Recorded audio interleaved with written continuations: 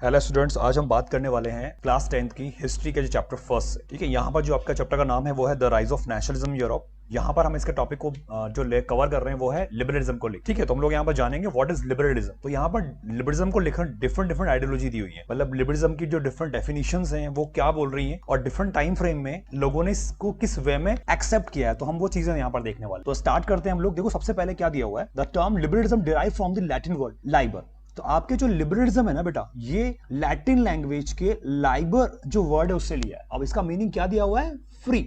मतलब यहाँ पर जो लोग लिबरलिज्म की डिमांड कर रहे हैं या जो लोग इसको सपोर्ट करते हैं, फॉलो करते हैं, वो लोग क्या डिमांड कर रहे हैं? फ्रीडम। मतलब यहाँ पर लिबर्टी से ही मीनिंग है बेटा, ध्यान रखना है आपको। वो लोग आपके जो है, आपको इसका ध्यान रखना है कि वो लोग लिबर्टी की डिमांड कर रहे हैं आप। ओके, यहाँ पर वो लोग आपकी लिबर्टी डिमांड कर रहे हैं, तो सबसे पहले आपको ध्यान रखना है। नेक्स्ट हम जानेंगे यहाँ पर आगे।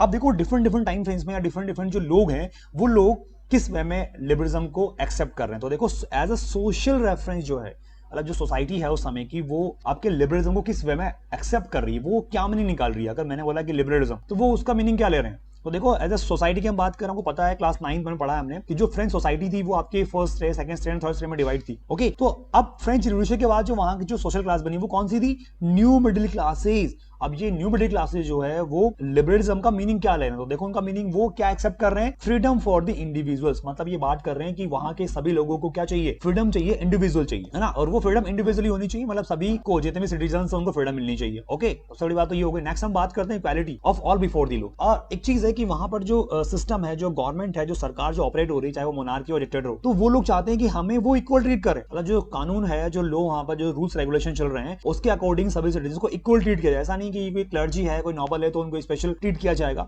ऐसा नहीं है। तो वहां पर एज अ सोशल रेफरेंस, मतलब सोसाइटी के जो लोग हैं वो लिबरलिज्म को दो मीनिंग में एक्सेप्ट कर रहे हैं। तो उन्हें फ्रीडम चाहिए एंड उनको दूसरा चाहिए इक्वालिटी। ओके, ध्यान रखना है बच्चों आपको कि सोशल रेफरेंस में वहां पर जो लिबरलिज्म का जो मीनिंग है वो है फ्रीडम और इक्वालिटी की डिमांड कर रहे हैं वहां के मिडिल क्लास के लोग। ओके, नेक्स्ट हम बात करने वाले हैं लिबरलिज्म के सेकंड मीनिंग को। वो है आपके एज अ पॉलिटिक्स में क्या रेफरेंस है, एज अ पॉलिटिकल में के अकॉर्डिंग या पॉलिटिक्स अकॉर्डिंग लिबरलिज्म का मीनिंग क्या है। अब देखो बेटा, उसका अगर हम बात करें 1789 के टाइम फ्रेम की, तो मतलब जब चल रहा था रिवोल्यूशन, फ्रेंच रिवोल्यूशन, तो फ्रेंच रिवोल्यूशन के टाइम फ्रेम में और जो एज अ पॉलिटिक्स में ये लिबरलिज्म क्या रिप्रेजेंट करता है। तो देखो, दिया हुआ है एंड ऑफ द ऑटोक्रेसी, है ना। मतलब हम लोग चाहते हैं ऑटोक्रेसी का एंड। अब ऑटोक्रेसी क्या है? ऑटोक्रेसी का मतलब है मोनार्की। मोनार्की आप समझते हो, जब राजा रूल कर रहा है, तो वो लोग चाहते हैं, फ्रेंच रिवॉल्यूशन के लोग क्या डिमांड कर रहे थे पता होना चाहिए आपको, लुई 16 को रिमूव करना चाह रहे थे। तो एंड ऑफ ऑटोक्रेसी का मतलब है मोनार्की को रिमूव करना। मतलब ऑटोक्रेसी मतलब मोनार्की हो गया। एक्चुअली हम अगर बात करें ऑटोक्रेसी को लेकर, तो ऑटोक्रेसी का जो एग्जैक्ट मीनिंग है वो होता है अनकंट्रोलेबल पावर वाला पर्सन। चाहे वो डिक्टेटर भी हो सकता है और चाहे वो कोई राजा भी हो सकता है। तो यहाँ पर ऑटोक्रेसी जो है ना,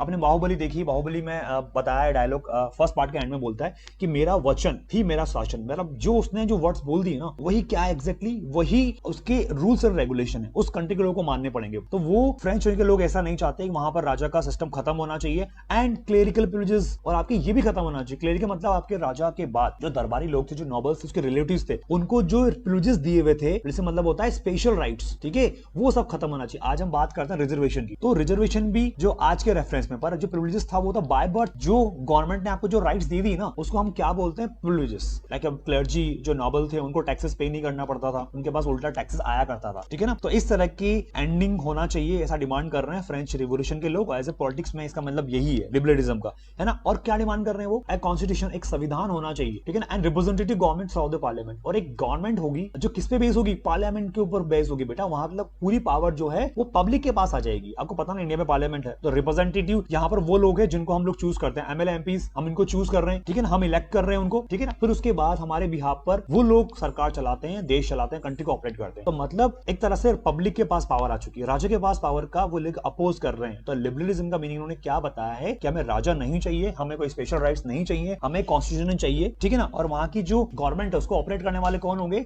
हमारे थ्रू जो सिलेक्टेड लोग हैं, वो पार्लियामेंट में बैठे वाले वही लोग। ओके, तो ये आपका पॉलिटिकल रेफरेंस में मीनिंग हो गया लिबरलिज्म का। नेक्स्ट नेक्स्ट हम बात कर रहे हैं, लास्ट पॉइंट है ये इकोनॉमिक स्फीयर के अंदर। अब देखो बेटा, किसी भी कंट्री की इकोनॉमी जो चल रही है तो वहां के बिजनेसमैन, ट्रेडर्स, ठीक है ना, ये लोग इसको ऑपरेट कर रहे हैं। तो अब इकोनॉमिक स्फीयर में क्या मीनिंग है लिबरलिज्म का, है ना। देखो ये लोग डिमांड कर रहे हैं, मतलब बिजनेसमैन जो लोग हैं, जो ट्रेडर्स हैं, जो बायर्स एंड सेलर्स हैं, वो क्या चाहते हैं, फ्रीडम ऑफ मार्केट्स, की मार्केट्स की फ्रीडम होनी चाहिए, ठीक है ना। मार्केट की फ्रीडम से क्या मतलब है, हम देखते हैं आगे। Anti abolition of state impose restriction, abolition मतलब होता है रिमूव करना, खत्म करना, बैन करना, हटा देना, ऑफ स्टेट इंपोज। स्टेट मतलब जो गवर्नमेंट है, जो राजा है, जो मोनार्की है, उसने जो इंपोज मतलब जो थोपे हैं, इस रिस्ट्रिक्शन में जो बैरियर्स हैं, जो बैन किया है। तो मतलब यहां पर वन वर्ड में स्टेट इंपोज रिस्ट्रिक्शन का जो मीनिंग है वो है आपका टैक्सेस। राजा ने जो भी एक्सेसिव टैक्सेस लगा रखे हैं वो सब हटना चाहिए। आई बात समझ में, मतलब यहां पर हम लोग उस टाइम के जो बिजनेसमैन थे वो लिबरलिज्म का मीनिंग लेते थे कि हम अपनी गुड्स को अगर दूसरे स्टेट में जाकर बेच रहे हैं ना, सेल कर रहे हैं, ठीक है ना, तो उस पर टैक्सेस नहीं लगना चाहिए। कस्टम ड्यूटीज लगती है ना आपके एक कंट्री से दूसरे कंट्री में या एक स्टेट से दूसरे स्टेट में, तो वो सब चीजें कम होना चाहिए, खत्म हो जाना चाहिए, ठीक है ना। तो ये चीजें आपके जो है बहुत जरूरी है किसी भी कंट्री की इकोनॉमिक ग्रोथ के लिए। और वो आपके जो टैक्सेस लग रहे हैं किस पे लग रहे हैं, on the movements of goods and capital. आप जो भी चीजें लेकर जा रहे हो दूसरे स्टेट में, सेल कर रहे हो, बाय कर रहे हो, ठीक है, फिर अपनी कंट्री में आ रहे हो, अपने स्टेट में आ रहे हो, तो वहां पर जितने बार टैक्सेस लगा रखे हैं उस पर फ्रीडम मिलनी चाहिए। तो इस तरह से लिबरलिज्म के 3 मीनिंग आपको यहाँ पर बता रखे हैं। सोसाइटी के लोग क्या सोचते हैं लिबरलिज्म को लेकर, है ना। पॉलिटिक्स में आपके फ्रेंच रिवॉल्यूशन का टाइम पर क्या मीनिंग था, और ये लास्ट वाला इकोनॉमिक के अंदर जो लिबरलिज्म है वो क्या रिप्रेजेंट करता है। उस टाइम के लोग, बिजनेसमैन जो लोग, लिबरलिज्म का मीनिंग इकोनॉमिक में क्या समझते हैं। ओके बेटा, बहुत इंपॉर्टेंट क्वेश्चन है आपके सीबीएसई के अंदर, प्रीवियस पेपर्स में आया हुआ क्वेश्चन है आपके ये। उन्होंने वहां पर इसको इसी तरह से पूछा है। ओके, उन्होंने यहाँ पर सोशल रेफरेंस को भी मेंशन किया है, फिर पॉलिटिकल रेफरेंस को मेंशन किया है, और इकोनॉमिक एस्पेयर का। तो आपके आंसर यही आएगा, 3 मार्क्स या 5 मार्क्स में आ जाता है। ओके, तो आज हम टॉपिक यही खत्म करते हैं, मिलेंगे नेक्स्ट टाइम। Bye bye.